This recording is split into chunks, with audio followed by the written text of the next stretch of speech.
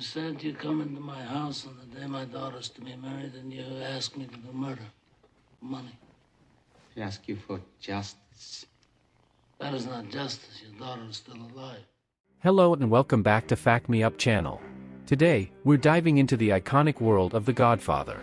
We're bringing you 13 fascinating facts about this legendary film that redefined cinema history.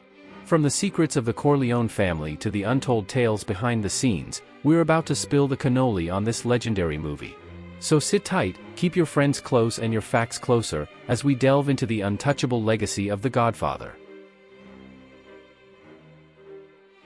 When Francis Ford Coppola initially mentioned Marlon Brando as a possibility for Vito Corleone, the head of Paramount Pictures, Charles Bluedorn, told him that the actor would never appear in a Paramount Picture movie.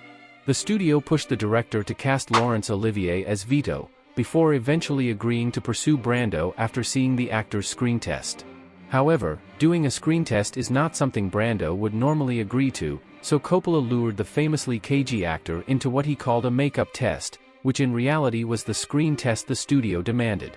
When Coppola showed the studio the footage, the executives didn't even recognize Brando under the makeup and were impressed enough to add him to the cast.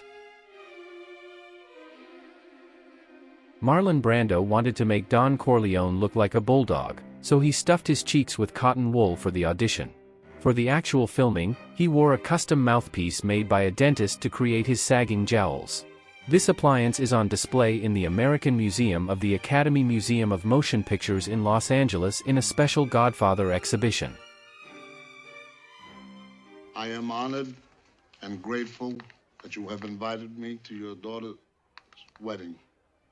Lenny Montana, who played Luca Brasi, was a professional wrestler before becoming an actor.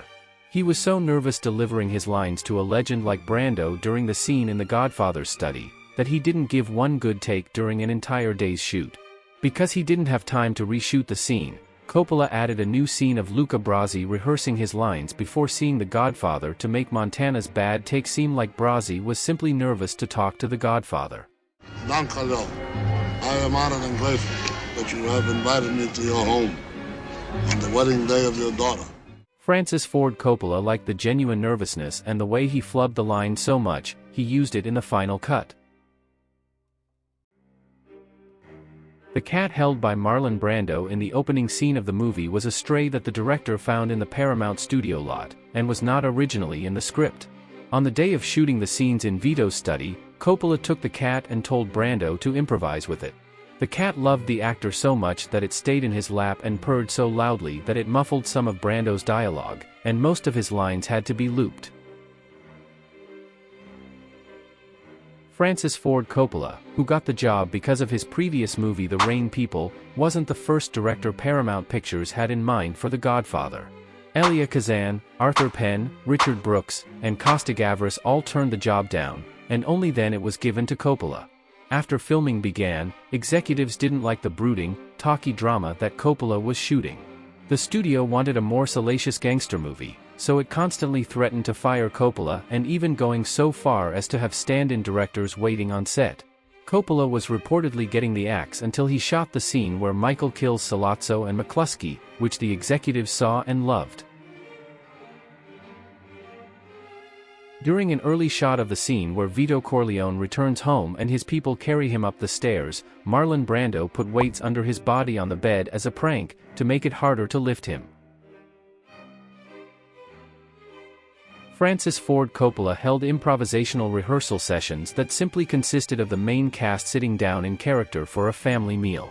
The actors and actresses couldn't break character, which Coppola saw as a way for the cast to organically establish the family roles seen in the final film. The Godfather reportedly cost Paramount around $6.2 million, and within its first month in theaters, it had already grossed more than $26 million.